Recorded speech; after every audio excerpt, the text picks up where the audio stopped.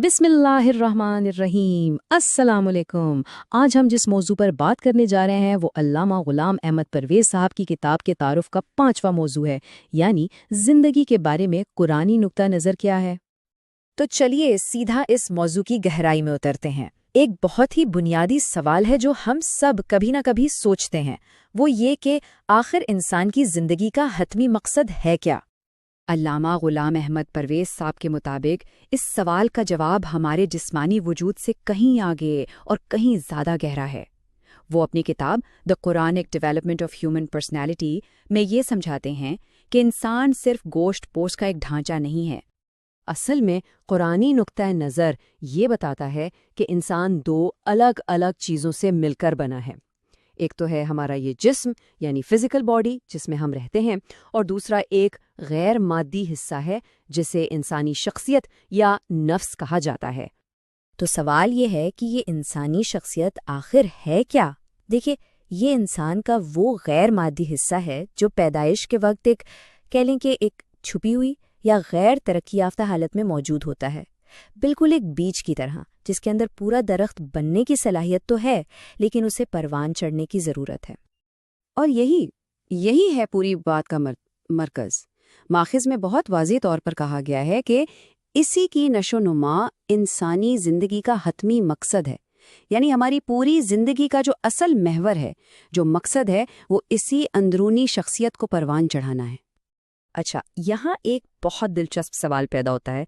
ये दोनों बिल्कुल मुख्तलिफ हिस्से यानी हमारा जिस्म और हमारी शख्सियत, ये आखिर नशोनुमा पाते कैसे हैं? क्या इन दोनों के बढ़ने का तरीका एक ही है? नहीं, बिल्कुल नहीं। और ये फ़र्क समझना बहुत ज़रूरी है। हमारे जिस्म की जो नशोनुमा है वो कुदरती क़वानीन के तहत होती है, जैसे खाना पीना, आराम करना वगैरह। लेकिन हमारी शख्सियत, उसकी नशोनुमा बिल्कुल मुख्तलिफ क़वानीन के ताबे हैं, और वो हैं इलाही क़वानीन। शख्सियत को परवान चढ़ाने के ये जो इलाही कानून हैं, ये इंसान को वही इलाही के ज़रिए दिए गए हैं। ये वो रहनुमा उसूल हैं जो खुद खालिक ने इंसान को अता किए ताकि वो अपनी हकीकी सलाहियत को पहचान सके और उसे जिला बख्श सके।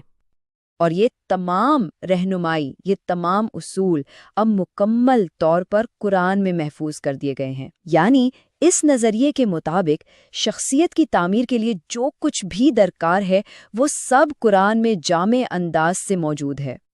ठीक है, लेकिन फिर सवाल आता है कि आखिर इस सारी मेहनत का, इस नशोनमा का आखिरी मकसद क्या है?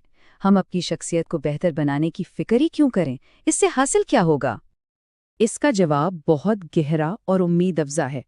जब शख्सियत की सही तरह से नशोनुमा हो जाती है तो फ़र्द की ज़िंदगी इस फ़ानी दुनिया में ख़त्म होने के बाद भी आला शक्लों में इर्तक़ा पाने के काबिल हो जाती है। यानी असल ज़िंदगी का सफ़र तो जिस्मानी मौत के बाद शुरू होता है, लेकिन सिर्फ उसके लिए जिसने यहाँ अपनी शख्सियत को इलाही कवानीन के मुताबिक तामीर किया हो। तो आइए इस सारी गुफ्तगू को चंद अहम नुकात में समेट लेते हैं। पहली बात, इंसान जिस्म और शख्सियत दो चीज़ों का मजमुआ है। दूसरी बात, शख्सियत पैदाइश के वक्त एक छुपी हुई सलाहियत की तरह होती है। तीसरी बात, उसी शख्सियत को परवान चढ़ाना जिंदगी का असल मकसद है। चौथी बात, ये नश्व-ए-नुमा कुरान में दिए गए इलाही कवानीन से होती है।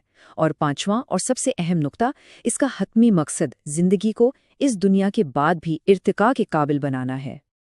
तो मुख्तसरन ये कि ज़िंदगी का सफ़र दरअसल एक ऐसी खुदी की तामीर का नाम है जो दायमी बका की सलाहियत रखती हो। इसी के साथ आज का मौजू अपने इख्तिताम को पहुंचता है। अगले मौजू के साथ फिर हाजिर होंगे। अल्लाह हाफ़िज़।